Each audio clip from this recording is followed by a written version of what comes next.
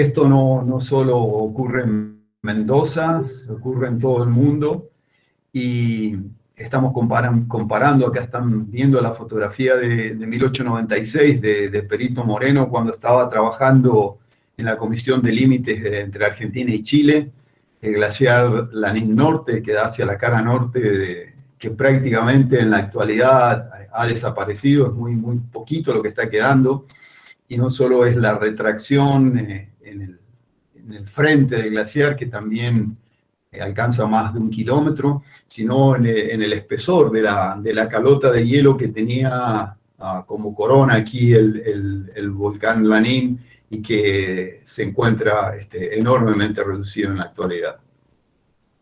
He estado viendo fotos de gente de Yanigla que ha estado visitándolo este verano, y la situación es muy triste porque ha sido un verano muy seco en Patagonia, en contraste al invierno y parte de la primavera, que fue relativamente húmedo. El verano ha sido muy seco y está el hielo cubierto de polvo, de cenizas, ¿no?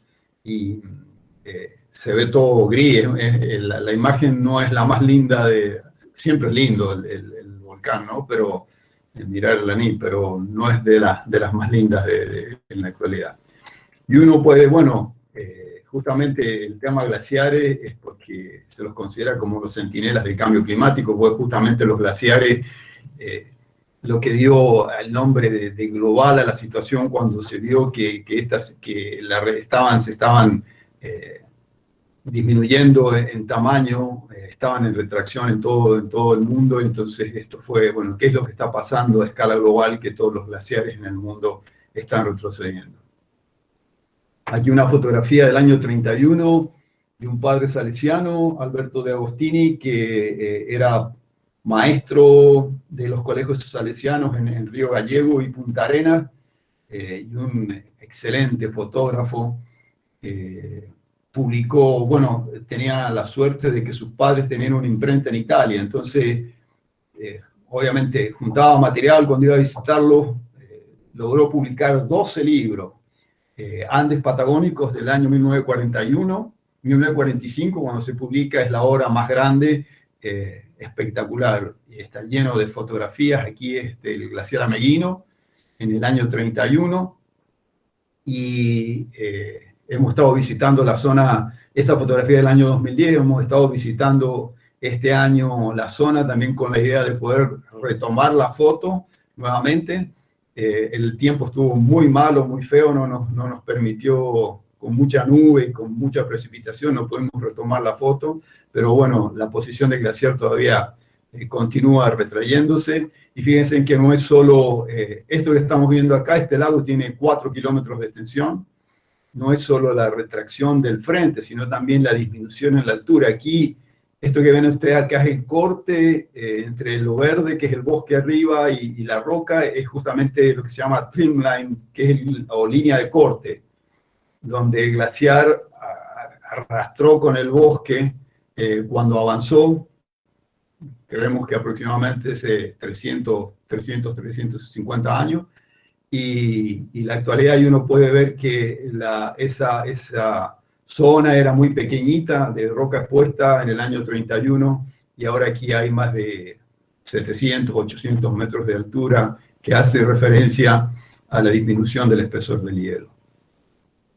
También algo muy importante, digamos, que está asociado a este proceso de calentamiento global, es que no solo está aumentando la temperatura, sino que en un planeta que es más cálido, más caliente, la posibilidad de eventos climáticos extremos aumenta. Es decir, en un planeta que tiene más energía, su atmósfera, por ser más cálida, tener más energía, también tiene mayor variabilidad de año a año, o de estación a estación, inclusive de día a día. Y eso hace entonces que lugares donde, por ejemplo, una sequía no eran muy frecuentes. Por ejemplo, aquí estamos viendo un bosque el lago Mascardi, en Parque Nacional Lago Guapi, donde aproximadamente la precipitación son 2000 milímetros, y donde uno no hubiese esperado una sequía que condujera a la mortalidad. Todo lo que ven con colores grises son árboles que murieron como consecuencia de la sequía del año 98-99. Y estos árboles tienen 400 años, algunos de ellos, y hemos visto entonces que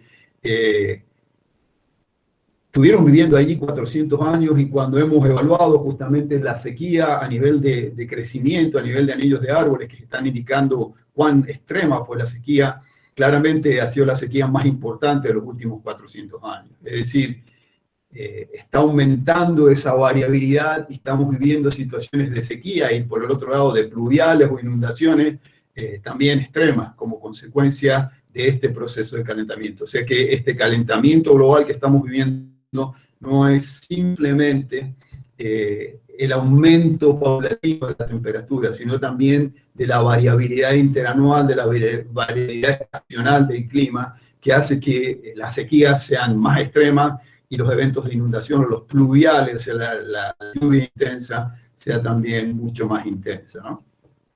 Y aquí la gente de INTA, de Bariloche, había mapeado justamente, este es el lago Nahuel Huapi, esta es la isla Victoria, para todos los que lo conocen. Bariloche está por aquí, donde tengo el cursor, y uno ve entonces que está indicado los grados de mortalidad del bosque. Acá una imagen, esto es en Isla Victoria, una pequeña península, en la foto del año 96 y la foto del año 2000, donde se ve claramente la mortalidad del bosque, fundamentalmente de coihue, como consecuencia de esa sequía del 98. Y obviamente la zona más seca, en contacto con la estepa, aquí estamos avanzando hacia la estepa, es donde se produjeron esas manchas de mortalidad más intensas, y obviamente en la zona más húmeda de la cordillera y hacia el sector chileno, donde hay más precipitación, el bosque no fue afectado. Pero obviamente la sequía fue de enorme magnitud, y uno plantea, porque aquí es un bosque mixto de coihue con ciprés, y si estas sequías, estos procesos que estamos viviendo no van a estar asociados a cambio justamente en la distribución, en los límites de cambio en la composición de los bosques como consecuencia de estos procesos, de estas sequías tan intensas. Después, más recientemente, también trabajando en el sur de la Patagonia, aparecen esto es a la altura de Chaltén, es a la altura del lago argentino, entre el lago argentino y el lago Viedma, también una sequía de magnitud muy grande en el verano 2011-2012, donde también, es decir, uno ve todos estos árboles muertos, árboles que tienen 200, 300 años, y que, bueno, difícil de explicar que estuvieron allí viviendo, creciendo tanto tiempo, y que por una situación ahora nuevamente extrema de clima a esa latitud produce la mortalidad de estos parches extensivos. Y no es que sean ni ataques de insectos, ni fuego, porque no hay ninguna cicatriz, no hay fuego, sino simplemente el grado de la sequía súper extrema, digamos. O sea que los árboles obviamente no la vivieron en sus 200, 300 años de vida, están siendo expuestos en este momento como consecuencia de este proceso de calentamiento. También es interesante porque algo que nos llamaba la atención, el bosque de Lenga tiene en algunos sectores, esto está documentado para la zona sur, pero también en la zona norte, del norte de Patagonia también ocurre, está este hormiscoide que es una cuncuna, que se conoce como la cuncuna, el nombre común, y que tiene ataques episódicos, ¿no? Como explosiones de la población, con una periodicidad entre 6 y 7 años. Y lo interesante es que, fíjense, claro, se da en las zonas bajas, es decir, que las altas temperaturas del bosque, en bosques de altura, digamos, donde las temperaturas son muy bajas, no ocurre, sino en la parte baja, donde tiene obviamente la posibilidad de tener más ciclos dentro de la misma estación de crecimiento y ser su ataque mayor. Es decir, no es que esto sea otoño y acá arriba no llegó al otoño. La situación siempre empieza al revés. Lo que se pone, cuando empieza el otoño, lo que se pone rojo es la lenga alta en el límite del bosque y va la parte verde queda abajo. Es un clásico ataque del año también 2003 en las cercanías de Chaltén. Y lo que nos llama la atención, aquí lo que ustedes están viendo aquí es el espesor del ancho del anillo de los árboles desde 1900 a la actualidad. Y cuando tenemos estos anillos delgados, es decir, el crecimiento es muy bajo y estos son periodos de crecimiento alto, lo que vemos aquí, vemos que justamente estos ataques más recientes, como en el año 98 y en el año 2003, están asociados a los niveles de crecimiento más bajos. Es decir, que el calor, estos veranos más largos permiten que estas explosiones de hormiscoides, de la cuncuna, sean más intensas y tengan más ciclos y sean más agresivas sobre el bosque, produciendo niveles de crecimiento. Uno puede ver claramente niveles, por ejemplo, el ancho de anillo aquí en el año 2003, también los más bajos de los últimos 100 años, aquí vuelve a repetirse. En cada uno de los ataques vemos claramente ese patrón. Es decir, que también hay todo un cambio. Es decir, la cuncuna siempre estuvo, los ataques existían en el pasado, pero que la intensidad de esos ataques se va aumentando como por consecuencia de este proceso de calentamiento. Esto es, el último año estuvimos en el 2019, fíjense, estamos en pleno verano, eso es febrero del año 2019, y parece el bosque que estuviera totalmente en invierno, en otoño, prácticamente sin hoja. Algunos ejemplares que han logrado escapar de la cuncuna, pero los ataques cada vez son más severos. Es increíble, pero es muy notable. Y para mostrar, digamos, que esto nos está afectando a todos, simplemente un gráfico que me parece es muy simple, pero muy contundente en relación a la información que brinda. Lo que está graficado en esta figura es el número de noches tropicales, y esto es aquí en la estación de San Martín. Vamos a tener que actualizar, porque nos quedamos acá en el año 2010. Y esto está indicando el número de noches tropicales, es decir, cuando nos vamos a dormir y la temperatura está por arriba de los 20 grados. Y esto lo fija la Organización Mundial de la Salud, en el sentido de que cuando uno va a dormir y la temperatura está por arriba de 20 grados, el cuerpo no va a descansar como debe descansar, y que obviamente no es recomendable para la salud porque baja las defensas, uno al otro día se levanta cansado, se pelea con todo el mundo, complica las relaciones con otra gente por la falta de descanso, y sobre todo también baja nuestra defensa, o sea, altera la capacidad y la salud de la sociedad. Y fíjense que en el año 1960 en San Martín había en promedio entre 5 y 8, alguna vez llegó a 10 noches, en un año, noches tropicales por año. Es decir, en un verano teníamos 5 o 6 noches en el cual la temperatura estaba por arriba de los 20 grados. Pero que ya en la década del 2000 al 2010, hubieron años en los que tuvimos 30 noches. Es decir, 6 o 7 veces más noches de condiciones definidas como noches tropicales, y esto ha seguido creciendo, estoy seguro que ha seguido creciendo. Lo que claramente está indicando que, bueno, esto que algo que no percibimos, que no vemos, no es un glaciar que se está retrayendo, no es un ataque de cuncuna, no es una mortalidad de bosque, son situaciones que estamos viviendo todos y que no está registrado, pero que hace justamente a la calidad de vida de todos nosotros, fundamentalmente desde el punto de vista anímico, desde el punto de vista de la salud. Entonces, como que el cambio climático es transversal a un montón de disciplinas y de facetas de la vida del hombre y de los seres vivos sobre el planeta, y que va desde procesos físicos como la retracción de glaciares hasta procesos que hacen a la salud de la población. Bueno, lo interesante también es pensar, bueno, hacia dónde vamos, qué es lo que va a ocurrir en el futuro. Y para ello obviamente hay que usar modelos, porque es la herramienta que tenemos para poder mirar un poco hacia el futuro, es decir, con todos los fundamentos que conocemos. Y entonces fíjense que acá en línea negra es simplemente mostrarle el resultado de modelos, ¿no? La línea negra representa estas curvas que veíamos de cómo ha ido aumentando la temperatura durante el siglo XX, que yo les mostré una más larga que empezaba en 1880 y llegaba ahora en la actualidad. Esta es hasta el año 2000, y que como si pongo un modelo a funcionar, acá hay muchos modelos, porque cada una de estas líneas naranjas son más de 42 eran en el informe anterior del IPCC, ahora van a ser más, y hago el promedio, es la línea roja, donde se ve claramente que cada vez que tengo una erupción volcánica tengo un proceso de enfriamiento, es decir, las partículas que entran a la estratosfera por erupciones muy grandes como la de Laguna, el Santa María, el Pinatubo, producen enfriamiento porque ese particulado rebota la radiación solar de alguna forma, que llega al planeta y produce enfriamiento planetario. Entonces, si usamos justamente las erupciones volcánicas más el forzante solar, es decir, cómo ha ido variando el Sol, y si tenemos en cuenta justamente cómo ha ido creciendo el dióxido de carbono, es decir, la componente antropogénica, podemos reproducir, usando esos modelos, bastante bien cómo ha ido cambiando la temperatura del planeta.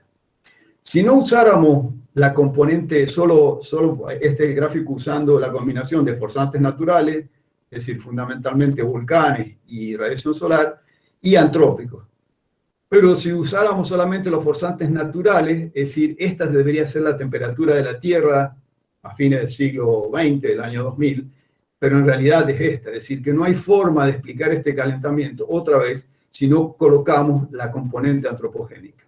Con lo cual queda claramente lo que veíamos anteriormente y lo que mostramos en algún momento, que el clima en la actualidad es una combinación de factores naturales y factores antropogénicos, que no, si solo ponemos en el modelo los factores naturales, no reproduce el proceso de calentamiento que está debido fundamentalmente a este aumento de gases de tipo invernadero. Y usando esos modelos, esto es el año 1900, este es el año 2000, y esta es la curva que veíamos, cómo ha ido ocurriendo, cómo ha ido avanzando las temperaturas, y estos son los escenarios hacia el futuro, digamos, que podemos tener. Y fíjense en que estamos aquí en el año 2000, y vamos aquí al año 2100, es decir, este es el siglo en que estamos viviendo, estaríamos por acá, cerca del 2020, y fíjense que no hay un único escenario. ¿Y por qué no hay un único escenario? Y porque el escenario va a depender justamente de lo que hablamos en algún momento, de cuál va a ser la reacción del hombre frente a esta situación, estos cambios que estamos viviendo. Vamos a ponernos todos de acuerdo a reducir las emisiones, como lo que pide, por ejemplo, la COP25 de París, el Acuerdo de París, los protocolos de Kioto que se firmaron en algún momento. Entonces, si hacemos ese esfuerzo, el aumento de temperaturas durante este siglo va a ser aproximadamente de 2 grados. Es decir, más o menos estamos aquí en el 2000, se toma como balance cero, podemos llegar a fin de este siglo con un aumento de 2 grados. Pero podría ser que, bueno, sigan priorizándose esto que veíamos, estos intereses económicos, continuemos con la quema de combustibles fósiles, continuemos con la deforestación, los procesos de cambio en el uso de la tierra, y vamos a llegar a una situación que es bastante pesimista, que sería este escenario, que es el escenario A2, en el informe del IPCC, y que estaríamos cercano a un aumento de temperatura más de 3 grados, posiblemente cercano a los 4 grados. Entonces, o sea, las posibilidades van a estar dadas de acuerdo a cómo el ser humano va a reaccionar y cómo vamos a ir cambiando, buscando posiblemente formas alternativas de energía para ir reemplazando por energías limpias, buscando métodos más eficientes en el uso de los recursos y tratando de poder restituir parte de estos servicios ecosistémicos que nos da el planeta. El IPCC considera que este escenario optimista posiblemente no lo logremos y que el escenario pesimista tampoco sea el más correcto. Entonces usa este escenario que es A1B, que es una mezcla de los dos, que considera como el escenario más probable. Entonces lo que vamos a ver en la imagen siguiente, si todo anda bien, es cómo ha ido cambiando la temperatura de la Tierra y los pronósticos de cómo va a evolucionar durante el siglo XXI, en función del escenario A1B. Entonces vamos a ver aquí cómo venía la temperatura, si todos lo ven, ustedes fíjense que cada vez que hay una erupción volcánica, como el Krakatoa, los valores celestes son enfriamiento, va a volver la erupción del Santa María, otra vez enfriamiento sobre el sistema planetario, es decir, vamos a ir viendo cómo evoluciona la temperatura hasta el año 2000, aquí es cómo va aumentando año tras año, Y desde el año 2000 vamos a usar el escenario ese A1B, el escenario intermedio, para ir mirar los pronósticos que nos indicaba que posiblemente el calentamiento, ya estamos ahí viendo cuáles son los resultados de los modelos. Estamos en el escenario, usando el escenario A1B, que es el intermedio, que ustedes ven aquí en la línea verde, y que nos va a llevar a final de siglo a un aumento de la temperatura planetaria de 3.3. Yo creo que el valor absoluto de 3.3 obviamente tenemos que tomarlo con pinza, es un valor, es un modelo, y obviamente como todos los modelos tienen limitaciones, pero no sé si recuerdan cuando veíamos anteriormente el calentamiento que ha ocurrido desde el año 1900 al 1901, y que eran obviamente que los continentes se calentaban más que los océanos, que las altas latitudes se calentaban más que las latitudes medias. Es decir, que los modelos están tomando bastante bien cuáles son las tendencias de lo que está ocurriendo en el planeta y lo que esperamos justamente en el futuro. Es decir, que independiente de un escenario, por ejemplo, el B1, que sería el muy optimista, el A1B, el intermedio, y el A2, que sería el escenario pesimista, la Tierra se va a calentar, se va a seguir calentando.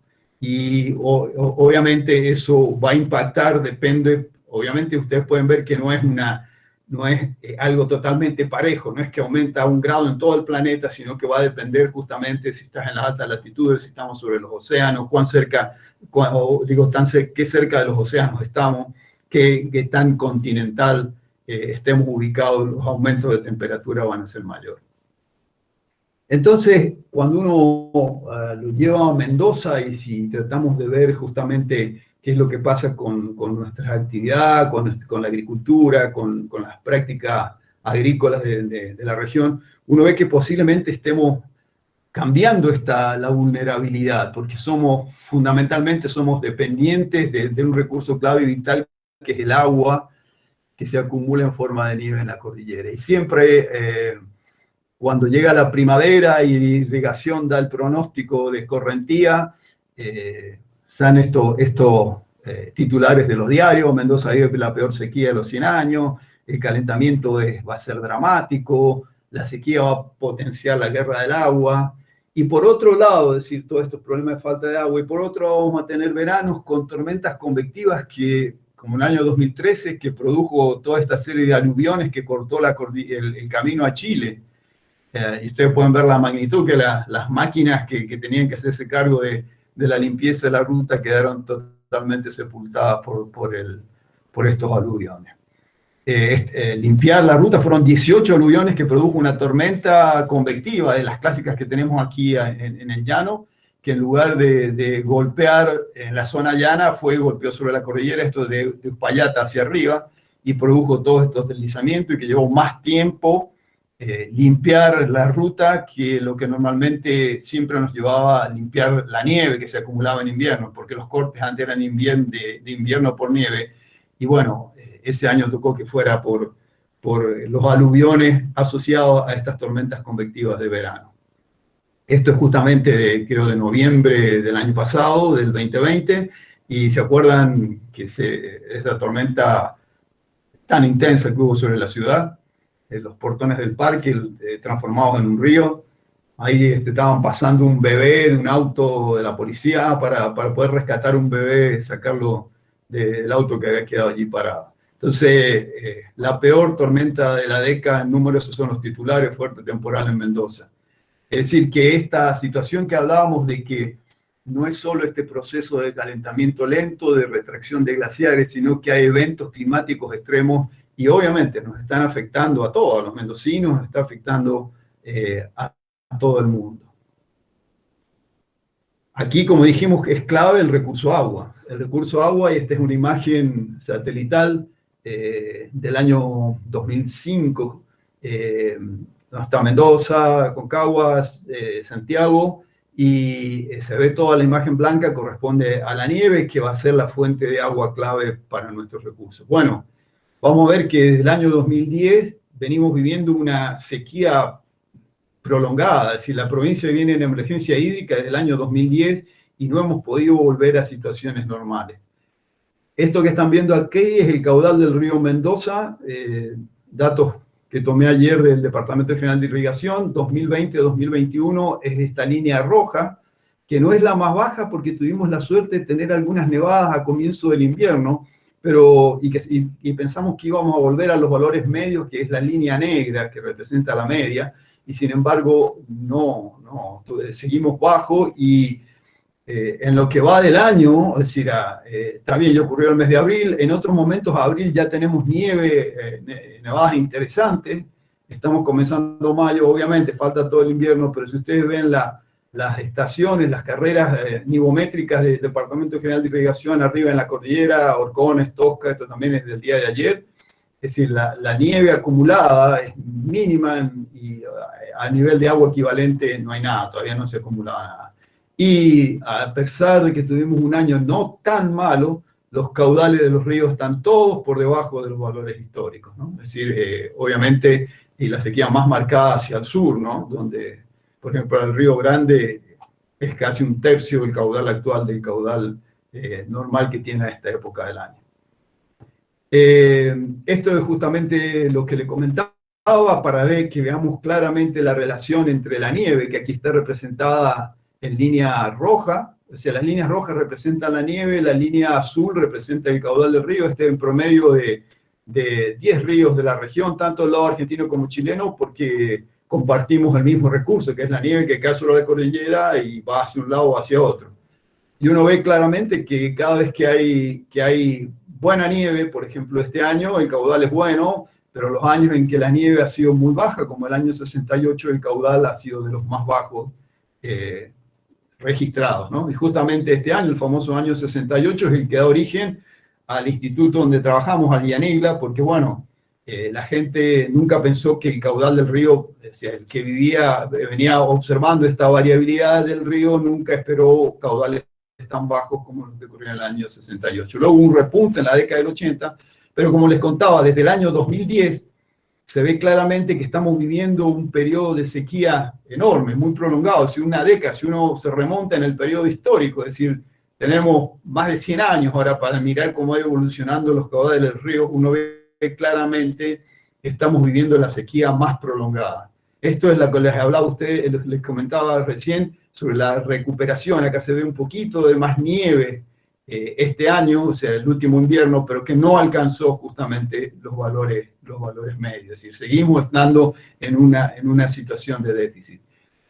Si esto vino para quedarse es muy difícil de contestar, mirando sobre todo la variabilidad que tienen nuestros caudales. Es decir, hay años donde, como aquí, o sea, por ejemplo, la nieve en el año 68 fue solo el 5% en promedio de lo que cae, mientras que el año 82 y 87, asociados a eventos niños, fueron casi dos veces y media, 250%, digamos, en relación al caudal normal. Es decir, estamos viviendo aquí en Mendoza el agua que obtenemos de un sistema que tiene una variabilidad inmensa, es decir, entre un 5 y un 250%, es decir, algo que hace a la variabilidad propia de las zonas desérticas y que, bueno, es todo un desafío, porque, bueno, claramente lo entendieron ya los abuelos y los bisabuelos. Imagínense que en el año 1906 y en algunos ríos, inclusive antes, se comenzaron a medir los caudales de los ríos, entonces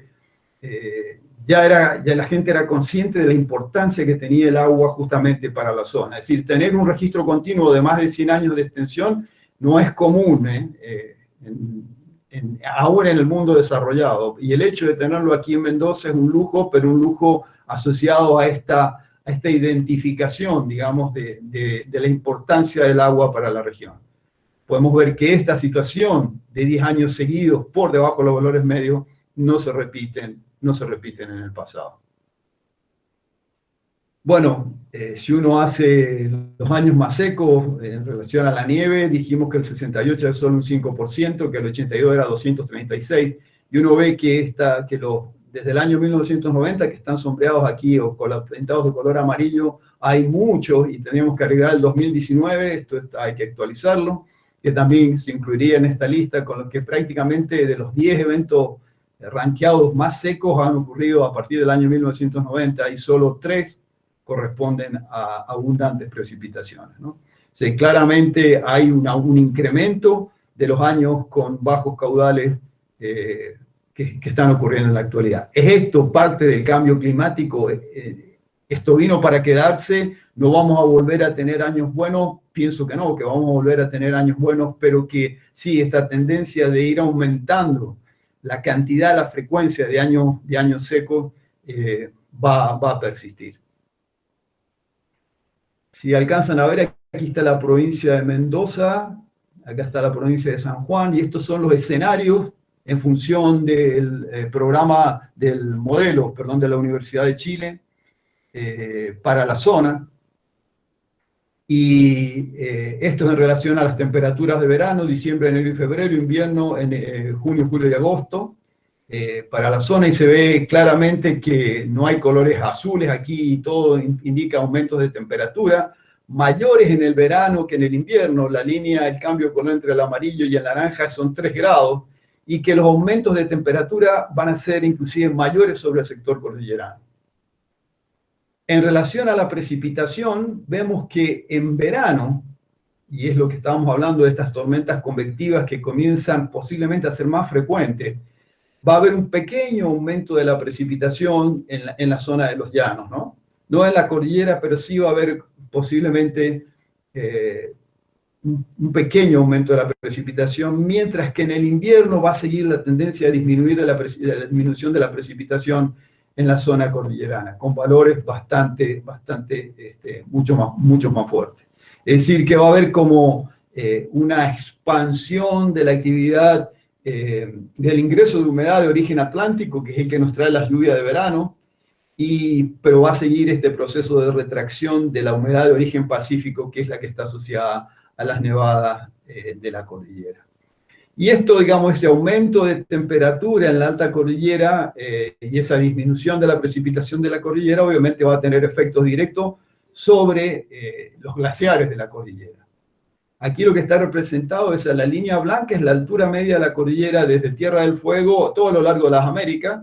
Es un trabajo de Ray Bradley del año 2004 hasta el 70 norte, es decir, en Alaska. La altura media de la cordillera es la línea blanca y los triangulitos representan las montañas, los picos altos, el Aconcagua obviamente el más alto de todos. Y aquí es cómo va a aumentar la temperatura con la elevación, que es lo que estábamos viendo de alguna forma, lo veíamos aquí, ¿no? Entonces, si hacemos un corte de toda la cordillera, vamos a ver que las temperaturas, los aumentos van a ser más importantes en la altura.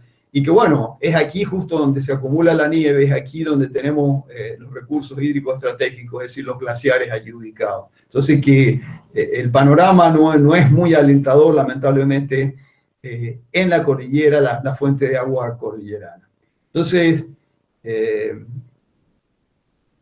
Pepe Boniceña, que trabajaba con nosotros en Yanigla, hizo este pronóstico, digamos, en función de esos modelos, como en las líneas azules o verdes está el caudal actual, y usando los modelos que yo les dije de CONAMAS de Chile, CIMAS de la Universidad de Buenos Aires, INPE de Brasil, para ver si habían resultados distintos, todo en mayor o menor grado están indicando que los caudales van a disminuir a lo largo de los ríos en la región. Ahora, cuando uno analiza, por ejemplo, un río en particular, el río Atuel, el modelo, este es el periodo, esto lo he observado, el modelo obviamente explica parte de esta variabilidad y hace la predicción hacia el futuro, donde aún va a seguir existiendo esta variabilidad. Claro, el modelo no predijo, obviamente, la sequía de 10 años que estamos viviendo, sino que obviamente está indicando que van a haber, como decíamos, la cantidad de años secos va a ir aumentando en el tiempo y va a haber una disminución. Otra vez, los valores son siempre, hay que tomarlos con pinzas porque son de modelos, pero sí indica que va a haber una disminución, pero que aún van a existir años en los cuales las precipitaciones de nieve van a estar por arriba de los valores medios, algo que no vemos en los últimos 10 años, pero los modelos están indicando que esa posibilidad va a existir, pero claro, va a ir aumentando en el tiempo. Es decir, que ese va a ser el desafío de cómo manejar justamente años en los cuales tengamos precipitaciones relativamente abundantes, tengamos la capacidad de poder manejar ese agua para las situaciones críticas que vamos a tener en el futuro. Bueno, justamente comentábamos que para el sector llano la situación posiblemente es diferente, y lo que quiero mostrar es que lo que estamos viendo aquí, la disminución de precipitación de la cordillera y el aumento en la zona de los llanos, es algo que viene ya ocurriendo.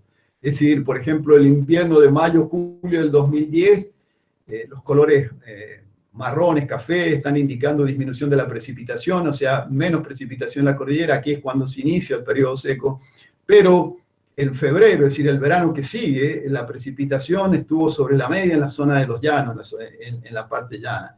Lo mismo pasó en el mayo-julio del 2013, no hay muy escasa la precipitación, menos de 100 milímetros sobre este sector, pero hubieron precipitaciones de más de 100 milímetros sobre la zona de los llanos, y algo similar en mayo-julio del 2014. Y este verano también fue, sin duda, la precipitación estuvo por arriba de los valores medios en verano.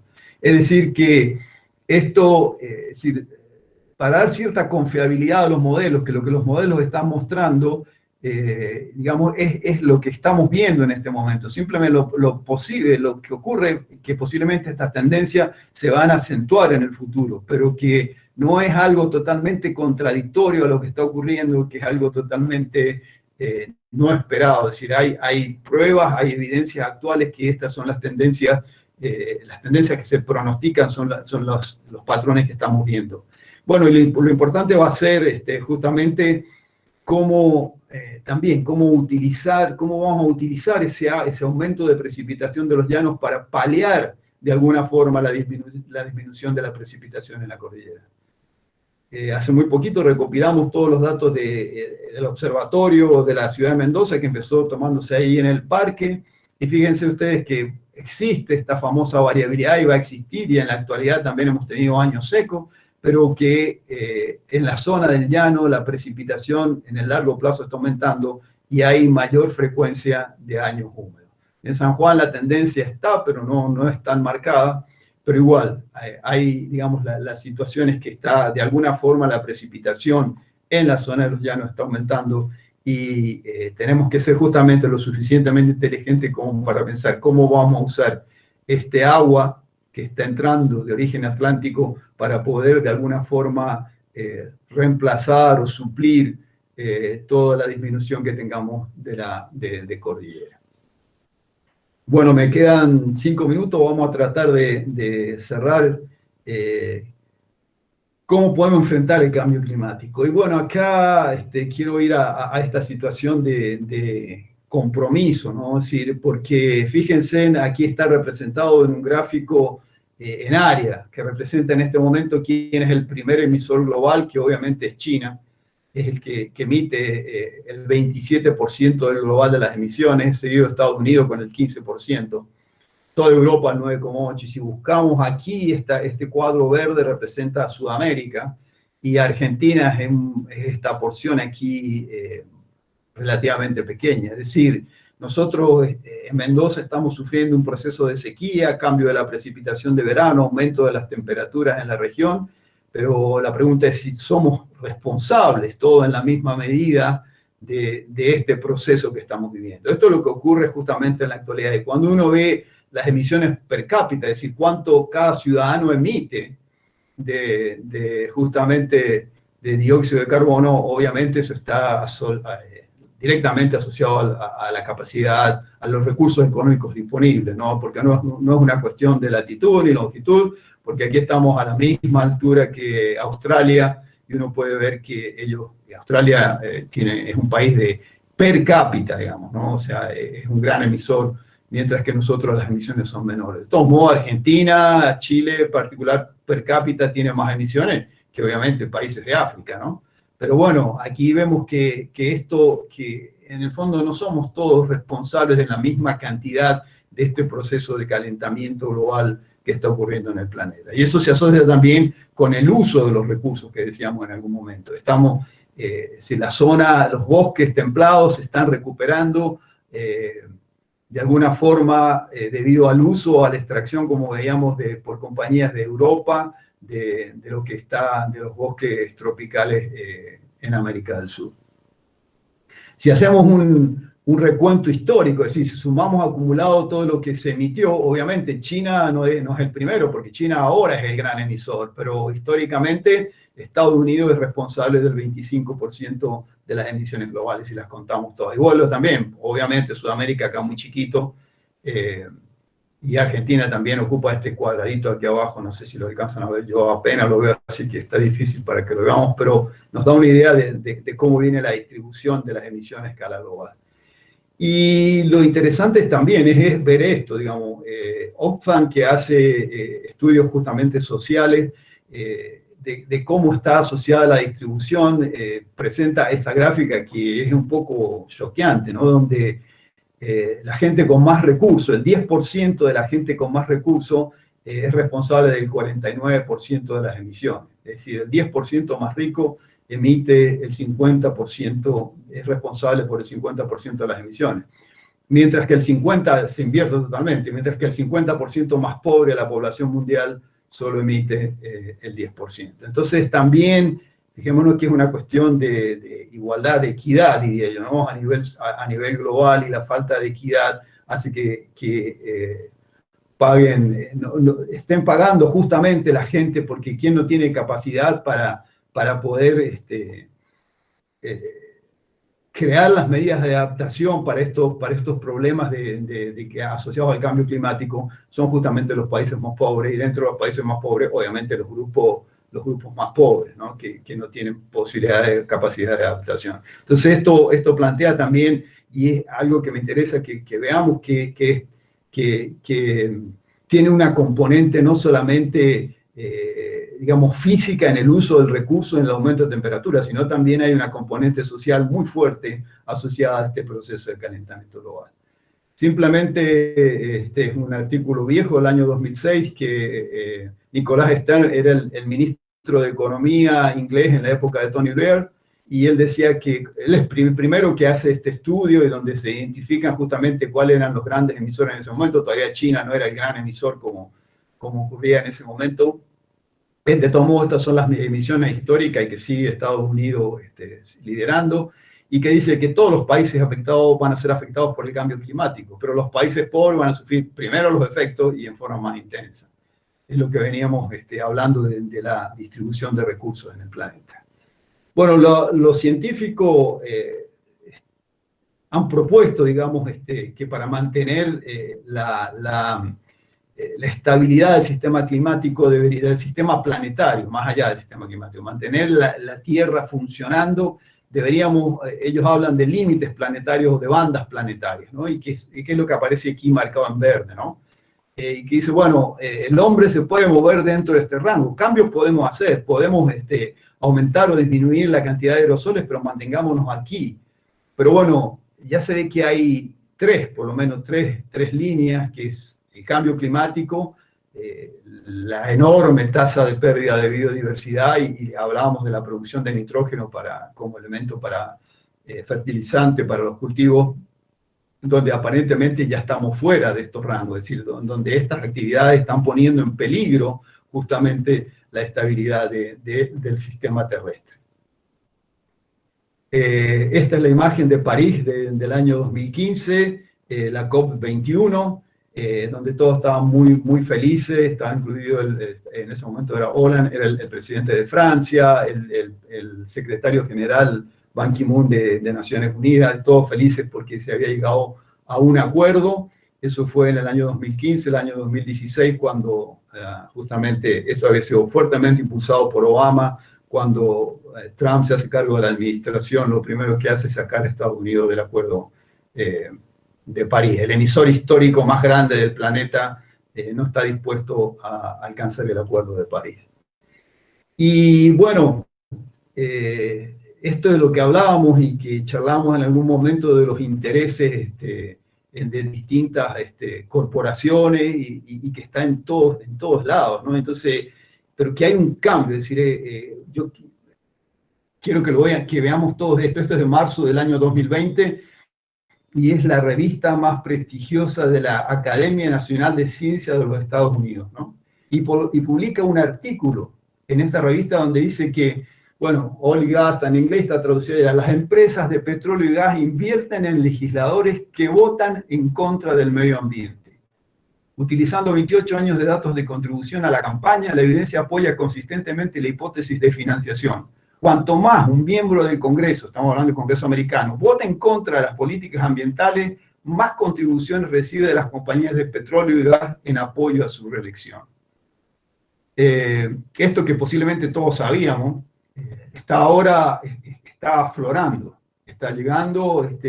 Si han escuchado las noticias hace poco de la situación de algunos de los planteos del nuevo presidente, por suerte, de Estados Unidos, que ya toma el cambio climático como una de las prioridades justamente de sus líneas de trabajo, la situación ha cambiado. Pero esta es una realidad y hay intereses económicos que son esto que hablábamos de lo difícil que es pensar hacia el futuro del gobierno. Las revistas de ciencia, lamentablemente, cuando se va Trump, fueron muy críticas y duras con él, sobre el daño que produjo al ambiente, sobre el daño que produjo a la ciencia y que va a llevar solo 4 años de gobierno, va a llevar décadas para recuperar. En este concepto de la pandemia aparecieron todas estas noticias súper lindas de que el aire estaba más puro. Esto es Santiago de Chile, que sabemos que tiene este problema de contaminación en invierno, que aparecieron los pumas, los zorros andando por las ciudades. Pero cuando vamos a los datos, y estos son datos para China, que compare el año 2019 con el año 2020, se ve que rápidamente se han vuelto los niveles iniciales y que en relación a la disminución de dióxido de carbono fue una pequeña caidita y que ya hemos vuelto a los niveles normales y que, bueno, otra vez el dióxido de carbono alcanza, como veíamos al comienzo de la charla, a niveles récord. Y esta historia que les comentaba del mensaje que nos envía el planeta, de que, muy bien expresado acá por Marina Eisen en la revista Anfibia, que seguramente ustedes han visto, que no es culpa del murciélago, del mosquito, del pangolín, sino de lo que hacemos con los ecosistemas donde viven. Lo estamos obligando, donde tenían distintos nichos en los ecosistemas, lo estamos obligando a que vivan en conjunto y que el murciélago le pase al pangolín el COVID y el COVID se lo pase al ser que anda en todos lados, que es el ser humano. Entonces, bueno, este tipo de cosas, si seguimos con este proceso así de destrucción y sin cuidado del mundo, nos va obviamente a complicar. El año 2020 cierra como un año, si uno lo mira, con toda una serie de problemas, con el periodo más cálido, con el récord de producción de dióxido de carbono, es decir, y donde no se ve una situación futura clara.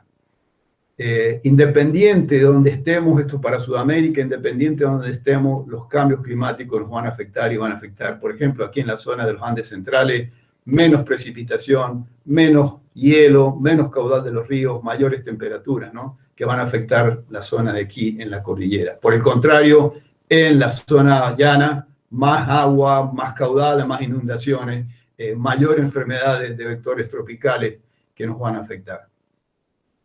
Cierro con esto, con distintos puntos de vista que me parecen muy interesantes y donde ahora está envuelta distintas perspectivas. Está Francisco con su mensaje Laudato Si, donde si tienen la posibilidad de leerlo, mírenlo, es súper interesante, súper inspirador, más allá que uno concuerde, ¿no?, con posturas y historia de la Iglesia, pero que define que el clima es un bien común de todos y para todos. Joseph Stiglitz, que fue premio Nobel 2001, justamente la semana pasada, la Academia Nacional de Ciencias, la misma que publicaba este artículo que yo les comentaba sobre las compañías, juntó a todos los premios Nobel asociados al ambiente con relaciones a la cuestión de enfermedades globales y este tipo de cosas. Y fíjense en qué inspiradora, ¿no?, esta situación de que la única prosperidad sostenible es la prosperidad compartida. Es decir, de aquí salimos todos juntos o no salimos. Y esto está basado en que, bueno, tenemos que pensar en un mundo con cierta equidad. Justamente el documento se llama, de esta reunión, se llama Our Planet, Our Future, nuestro planeta, nuestra Tierra y nuestro futuro. Y termina una de los conclusiones, uno de los puntos que ellos claramente establecen con distintos puntos de vista, ¿no?, que la sostenibilidad global ofrece el único camino viable hacia la seguridad, la equidad, la salud y el progreso humano. Así que esto como que a mí me resulta inspirador, y voy a la pregunta que me hicieron en algún momento, de que no todo está perdido, de que la gente está mirando, está viendo esto, y estamos ahora conscientes, digamos, de que estamos frente a una situación donde distintas instituciones, las científicas, las religiosas, están coincidiendo en que debemos apuntar en buscar un mundo sostenible, en esta sostenibilidad, en este sustento global como el único camino viable para el futuro de la humanidad. Bueno, mil gracias por el tiempo, por la paciencia, y si hay preguntas, con gusto respondemos. Muchas gracias por la charla. No, por favor, no, al contrario. Gracias a ustedes y por la paciencia. Y cualquier cosa, obviamente, en mi correo electrónico, y como les dije, voy a enviarle a Pablo o a los chicos ahí, a Silvina, a Carmen, la copia de una especie de resumen con los puntos principales para que ustedes los tengan a mano. Pero con gusto ahí está mi mail, mi correo, y me escriben cuando quieran. Bueno, chicos, a ver, aprovechémoslo. Quería decir un detalle, ¿no? Que sobre la charla, que me gustó el punto de vista crítico que ha tenido el profesor, y que al menos yo personalmente lo valoro mucho. No muchos se animan a decir quiénes son los causantes de los problemas o quiénes son más responsables, o como que hay bastante crítica, y bueno, se hace más constructivo.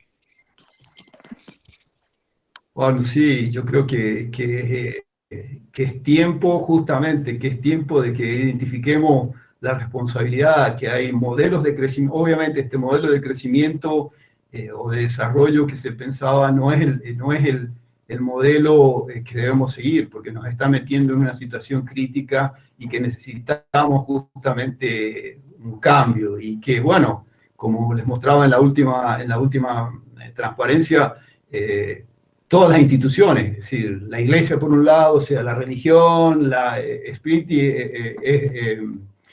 fue premio Nobel de Economía, también lo ve como que la única posibilidad es salir compartiendo una situación, es decir, reduciendo justamente la desigualdad, la falta de equidad a nivel global entre los grandes emisores y los que no emiten, entre los que usan todos los recursos, en los que trasladan sus problemas, digamos, o sea, en este momento China es el primer emisor, no porque China, está bien, China tomó una decisión, pero esto fue fuertemente asociado al traspaso de toda la emisión muy fuerte que tenía Estados Unidos y Europa, pasó a alimentar la industria china, es decir, sacamos el problema, lo llevamos a otro lado, nosotros comenzamos a recuperar los bosques templados de América del Norte y Europa, pero deforestamos en las zonas subtropicales y en las zonas tropicales. Entonces, bueno, ese tipo de cosas tienen que comenzar a aflorar, y ese tipo de cosas, digamos, lo interesante es que estos son problemas que tienen un montón de aristas, pero siempre lo que escuchamos es que está aumentando la temperatura, que el clima está cambiando, y no estamos viendo las otras realidades. Entonces, no, en ningún momento se está poniendo en juego si este es el modelo de desarrollo que el planeta necesita, que es lo fundamental.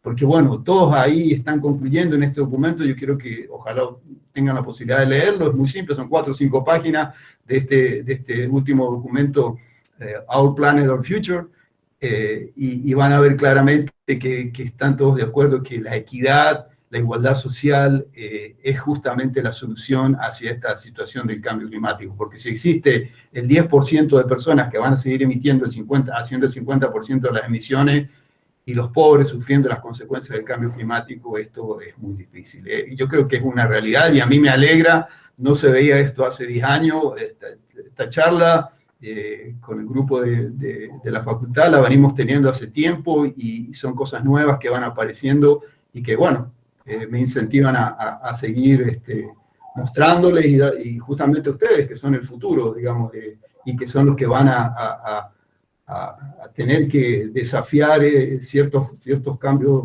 a nivel institucional, y adaptar con la tecnología, con todo lo que ustedes están aprendiendo, a ver cómo vamos a a reducir este riesgo para aumentar justamente la sustentabilidad del planeta. Pero sí, yo creo que es momento de que comencemos a mirar todos con claridad qué es lo que está ocurriendo, ¿no?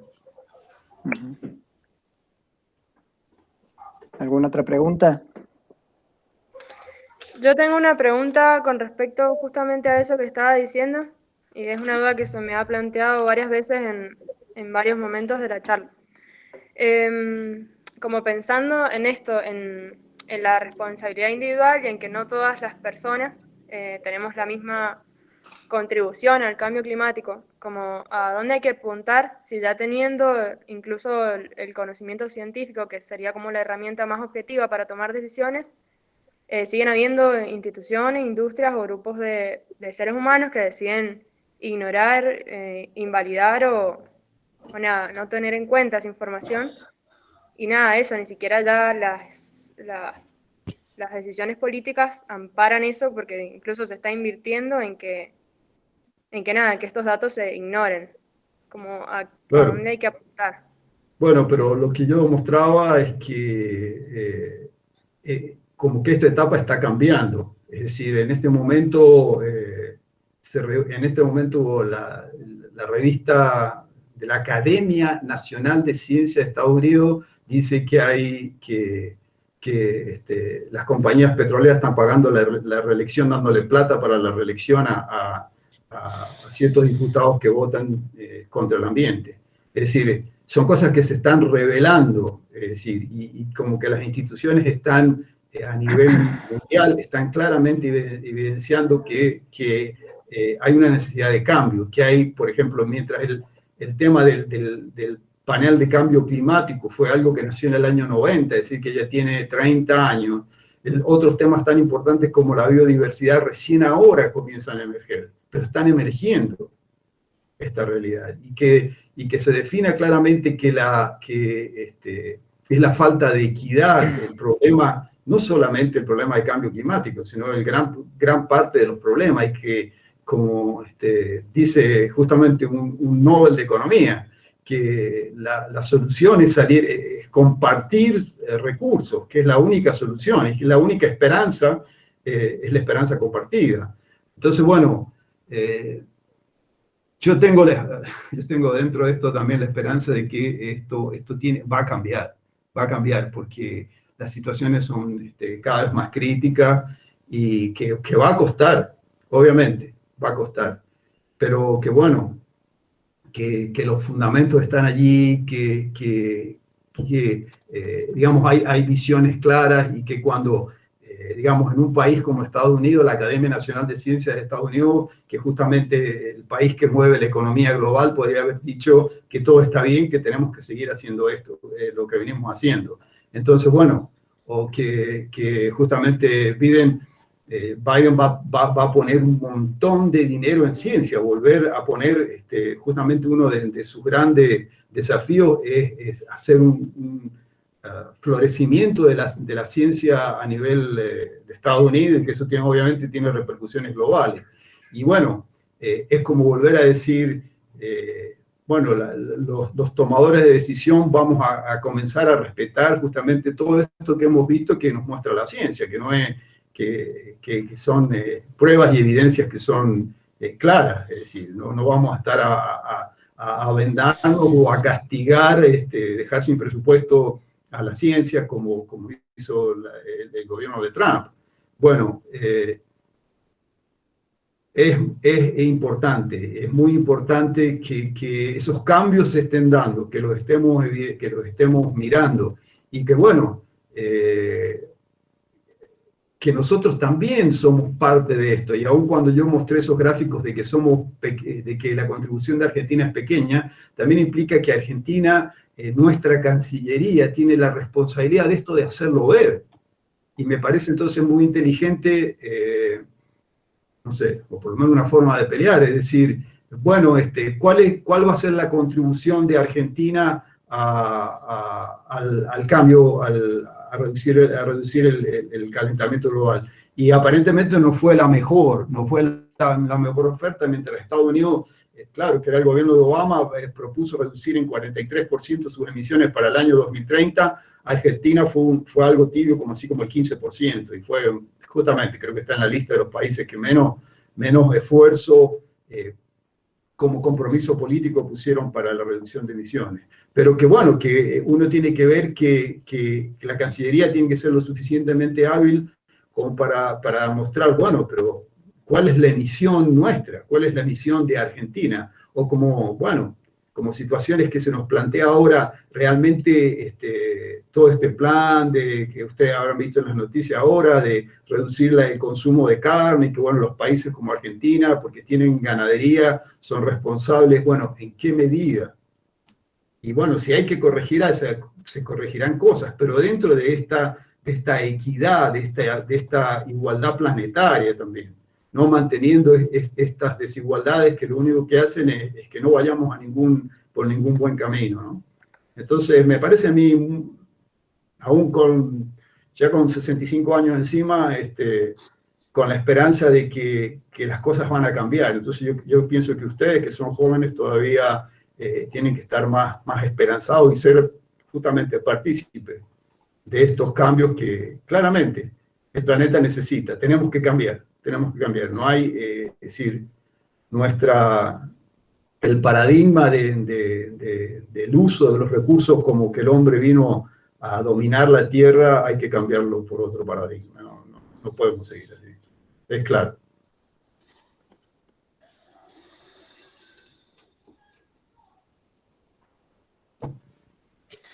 Muy bien. Bueno, un mensaje bastante claro, ¿no?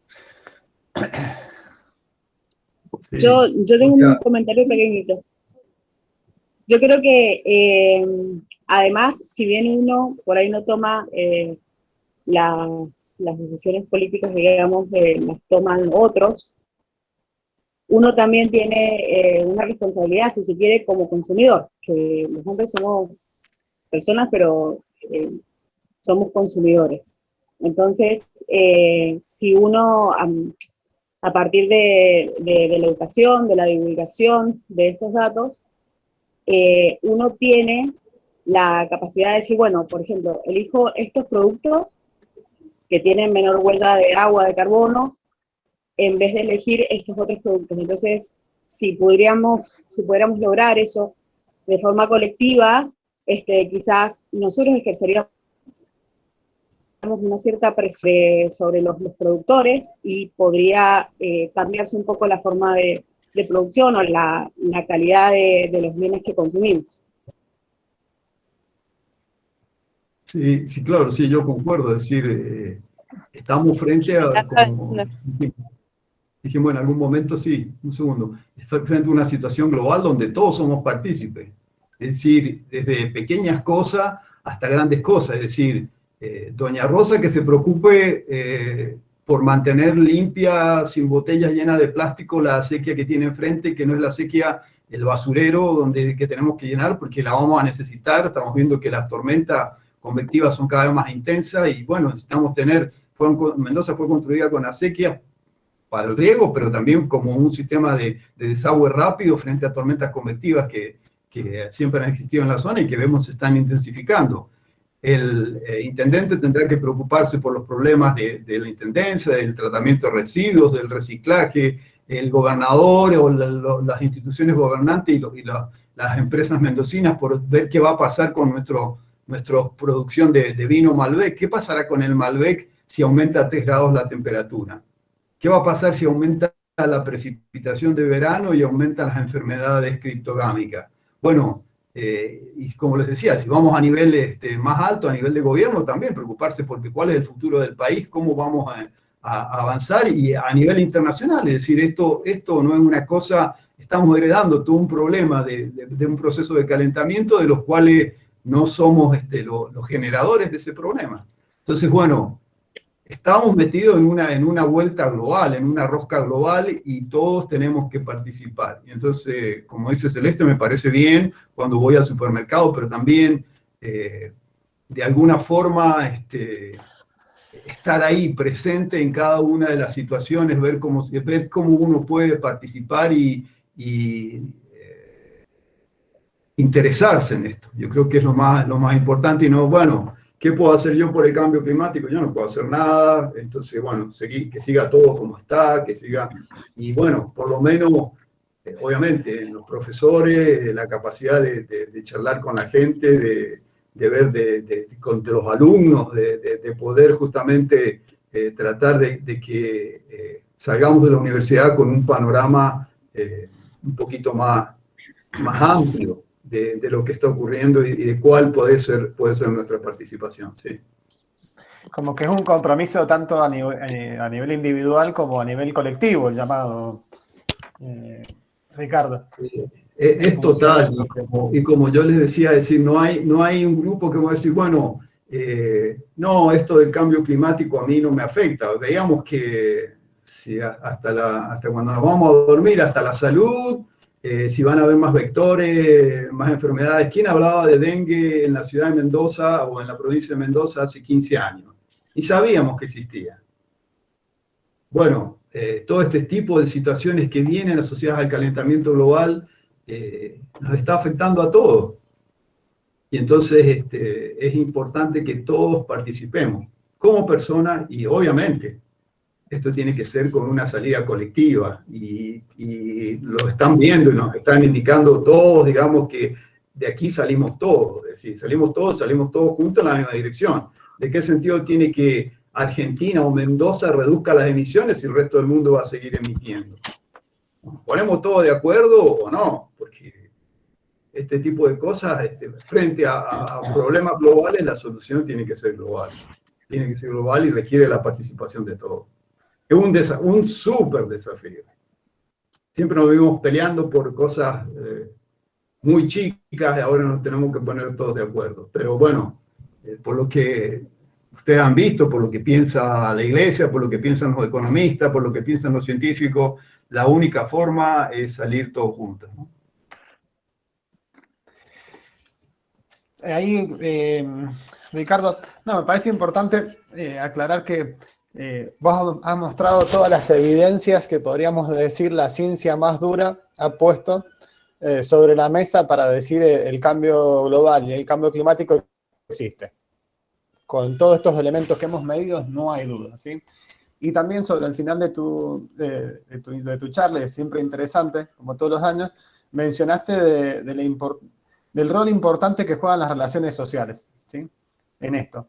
Y que también la ciencia social ha hecho y sigue haciendo muchísimos aportes para ir develando cómo son los mecanismos, ¿sí?, que se dan entre unos actores y otros, tanto en la sociología, en la economía, en la geografía, para mostrar qué roles están jugando cada uno de los actores sociales y por qué se están decidiendo políticamente y en las prácticas tanto individuales como de colectivas en contrasentido de lo que está demostrando la ciencia. O sea, sintéticamente lo que estoy diciendo es que, además de lo que vos has relatado, también hay mucha evidencia científica de tipo social que va mostrando quiénes son los que se están apropiando de ciertos recursos, quiénes son los que lo están utilizando de un modo y otro, ¿sí? Y cuáles son las consecuencias de las acciones de uno de estos, y que hay elementos como para poder no solamente denunciar, sino también exigir otras formas del manejo y de la distribución de los recursos naturales. Claro, sin duda. Y obviamente en la concepción del modelo actual que vivimos, la solución se espera que, o sea, a esto nos llevó la tecnología, y la tecnología nos mejoró la vida, todo, y estamos esperando una solución tecnológica, y que uno las puede ver, es decir, en este momento hay ofrecimientos de colocar espejos en el espacio para rebotar la radiación solar, o que podemos sembrar aviones que siembren tipo volcanes para reducir la cantidad de radiación que viene, y todos, es decir, de aerosoles de azufre, que lo que va a hacer va a aumentar la acidificación, la lluvia ácida, es decir, una solución para acarrear otros problemas, pero la gente está esperanzada, o el modelo de desarrollo está esperanzado en una solución que aparece siempre. Bueno, esto uno lo ve a diario, periódicamente, cada 15 o 20 días, ya se encontró una solución para la captura del dióxido de carbono. Bueno, en lugar de pensar, bueno, por suerte lo está viendo más de uno en este momento, que la solución, digamos, es una solución no tecnológica, que es una solución que es más bien de nuestra relación como ser humano con el ambiente, que tiene que pasar fundamentalmente por una cuestión de equidad. No significa que todos tenemos que ser iguales, vestirnos todos iguales, no. Pero sí de vida digna a toda la gente sobre el planeta, digamos. De aquí salimos todos y salimos todos juntos. Y cuando tengamos entonces, lean por favor el documento, es decir, está comprobado que cuando hay una mayor equidad social, también hay un mayor respeto por las instituciones, respeto por las decisiones que toma la mayoría. Y eso es muy importante. Mientras exista una falta de equidad, eso no se va a solucionar. Entonces, bueno, que el problema es ambiental porque lo estamos viendo con medidas de la ciencia dura, pero que nace de la sociedad, que es que es un problema social, finalmente, en el fondo. Y que los problemas que se viven asociados a esta falta de equidad son éticos y morales. Es decir, no es que de si es 440, 442 partes por millón de dióxido de carbono. Está asociado justamente a problemas de equidad social. Sí, obviamente las ciencias sociales tienen que jugar un papel clave y fundamental en todo esto. Lo importante es que ahora se está viendo en conjunto, no se está considerando por separado. Bueno, las ciencias duras por un lado no tienen nada que ver, no hablan con los científicos sociales o con estos análisis. No, ahora se está viendo que bueno, de conocimiento técnico ya tenemos demasiado. Ahora hay que tomar decisiones que son decisiones de tipo sociales, políticas, pero que también no tenemos que dejar de abandonar justamente esas soluciones o las posibilidades que nos plantea justamente la ciencia dura, ¿no? Bueno, chicos, yo no los quiero cansar más, les agradezco, llegamos a la 1 ya, así que, no sé, sí, ¿es la 1? Sí, va a ser la 1. Sí. Muchas gracias y cualquier cosa, con gusto, para lo que podamos ayudar, para eso estamos. Bueno, muchas gracias, Ricardo. La verdad que, como siempre, muy instructiva la charla.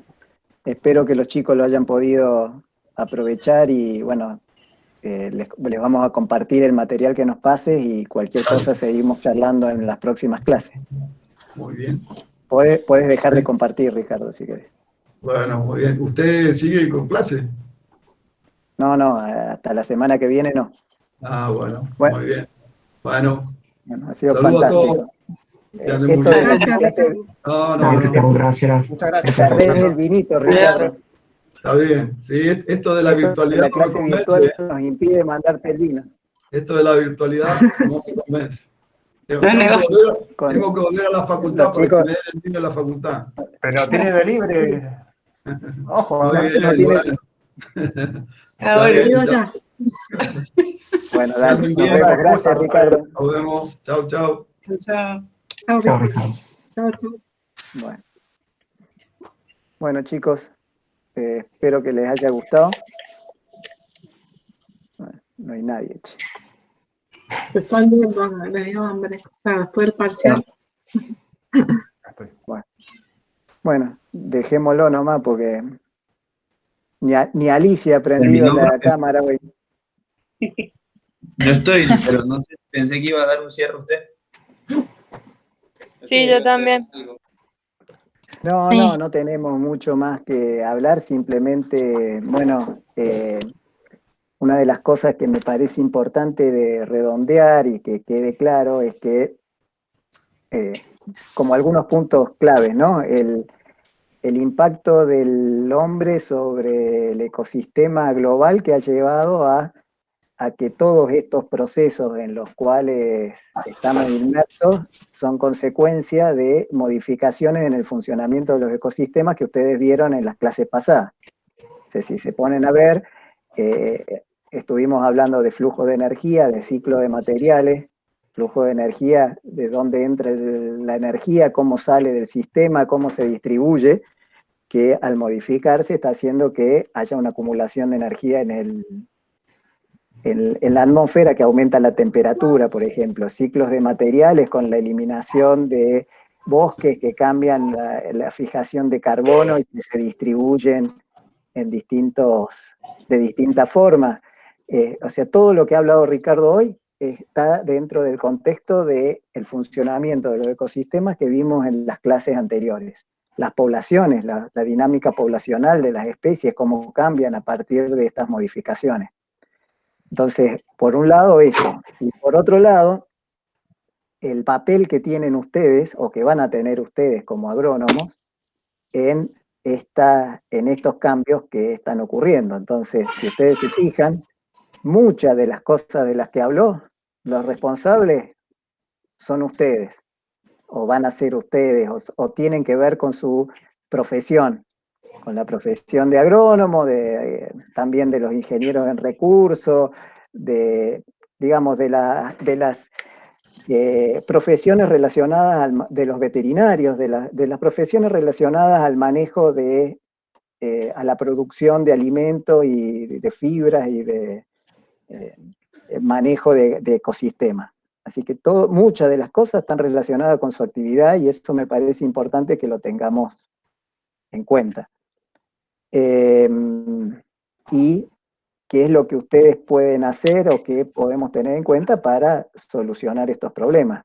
Por ejemplo, una discusión que siempre surge, principalmente con los de recursos, ha surgido, pero puede inquietarlos a ustedes, es qué tipo de producción de alimentos puede ser mejor o peor desde el punto de vista del planeta, si nos conviene hacernos todos vegetarianos, por ejemplo, o cuáles son las situaciones en las que el aprovechamiento de la energía es mejor o tiene menos impacto sobre el cambio global. También es importante que lo pensemos.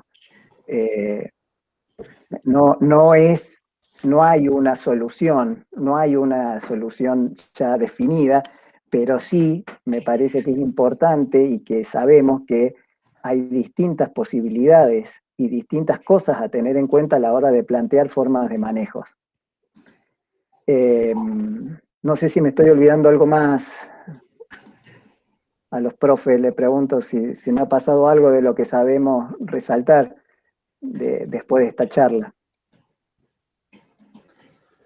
Y también lo que dijo Ricardo, de lo que charlábamos el otro día, que esta esperanza puesta en la tecnología, que en la agronomía se da mucho esto, que siempre va a aparecer una solución tecnológica para los problemas que tenemos. Y en realidad lo que tenemos que pensar es en las causas de los problemas para tratar de aliviar esas causas o solucionarlas, y no en tratar de atacar los síntomas de nuestras acciones. En este caso en los ecosistemas, ¿no? Así que creo que eso era. Sí. ¿Algo que quieran aportar ustedes? Yo, profe, o sea, eso de no confiar en la tecnología me choca, porque, o sea, todo lo que invertimos en energías renovables, habría que dejarlo, ¿no? No toda la tecnología. Yo me animo a corregirla levemente a Silvina. En vez de decir no solo, le agregaría la palabra solo, no solo en la tecnología. O sea, como que esperamos que la tecnología, los ejemplos que él dio de estos espejos, que esperamos que la tecnología venga, nos solucione los problemas. Es eso a lo que me refiero. Obvio que hay tecnologías que o son inocuas o al contrario nos ayudan a solucionar esto. Pero por ahí nos ahorraríamos un gran esfuerzo tratando de ver las causas de los problemas, ¿no? Y tratar de solucionar eso, antes que esperar que venga una tecnología que nos lo solucione. Eso es lo que quiero decir. Ah, ok. Sí, no, había entendido mal, porque también, o sea, Ricardo dijo como, de esto no salimos con la tecnología, y bueno, eso no, pero sí, se refería a eso. es que la tecnología, uno de los problemas que tiene la tecnología, que generalmente nos soluciona un problema y nos genera otro, ¿no? Entonces, si no tenemos esa visión de que las nuevas tecnologías también te están generando un problema, nos creemos que con la tecnología alcanza para todo. Qué sé yo, vos decías las energías renovables. Los paneles solares son una maravilla y está buenísimo porque nos reemplaza el consumo de combustibles fósiles, pero a la vez nos está generando un montón de residuos que todavía no sabemos cómo resolver el problema de los residuos de los paneles solares, de la producción de la energía solar. Entonces, ¿está mal usar energía solar? No, pero ya tenemos que estar pensando que estamos generando un nuevo problema que vamos a tener que resolver. ¿Sí? Como Sí, sí, sí. las baterías de litio para todas las cuestiones de uso de energía solar. ¿Dónde vamos a meter todas esas baterías? ¿Qué vamos a hacer con todas esas baterías dentro de 20 años? Cuando todos los autos funcionen a energía solar o eléctrica, digamos, y en sus distintas formas de origen, y que tengamos que tirar todas esas baterías. Entonces ahí vamos a tener que buscar otra nueva solución tecnológica, que es cómo reciclar el litio y cómo quitarle la toxicidad a las baterías de litio. ¿Se entiende a lo que vamos con esto de que no solo la tecnología? Sí, sí, sí. Sí, se entiende. Claro, también está la concepción de pensar la tecnología como una tecnología física. Mucha tecnología puede ser conocimiento. Y mucho conocimiento puede estar orientado justamente a comprender las causas y por lo tanto a ordenar los procesos de una manera que no genere esas consecuencias. Y no necesariamente ir a buscar un insumo que tape, reemplace o evite un inconveniente, sino a modificar ciertas prácticas. Y eso también es tecnología. Recuerden que cuando charlamos de tecnología dijimos que tenía un componente más material y un componente más intelectual. Se habla mucho del software y el hardware para poder pensar en la tecnología, ¿sí? Siempre hemos pensado más a la tecnología como el hardware, como la parte dura, pero también la podemos pensar como la parte blanda, como la parte más de generación de conocimiento que evite llegar a ciertas consecuencias, ¿sí? Un poco Silvina también hablaba del optimismo tecnológico, ¿sí? En el sentido de decir, bueno, no importa si esto genera un problema, podamos conseguir otra cosa que lo reemplace o que lo mejore o que evite el problema, ¿sí? Se contrapone a lo que les venía diciendo, a decir, bueno, no, pensemos dónde está el problema, evitémoslo, modifiquemos las prácticas para no tener el problema y no tener que buscar otra tecnología. Bien. Bueno, podríamos ir cerrando, me parece. No sé ustedes qué opinan. Si alguno quiere aportar algo más o nos vamos a comer. ¿Nos vamos? Bueno. No los vemos, así que no sabemos si están, si no están. Pero por lo menos somos varios nosotros y nos podemos ver entre nosotros. Nos ocupamos de la pantalla. Capaz que ya están todos comiendo. Capaz que ya están todos comiendo nosotros. Es buena, es buena. Creo que si seguimos podemos seguir eternamente, así que... Es verdad. Bueno, eso es bueno, porque quiere decir que le ha generado dudas o cuestionamientos o inquietudes. Bueno, entonces nos vemos el viernes. Van a recibir información para ver cómo nos encontramos y dónde, y nos encontramos el viernes en la Facu. Ok, gracias. Lleven por favor las fotos que tienen de perfil acá, así los reconocemos, porque las caras no se las hemos visto nunca. O los avatar, por lo menos. Los avatar, algo. Dale, nos vemos. Un abrazo. Chao, chao. Adiós. Chao, profe. Muchas gracias, profe. Bueno.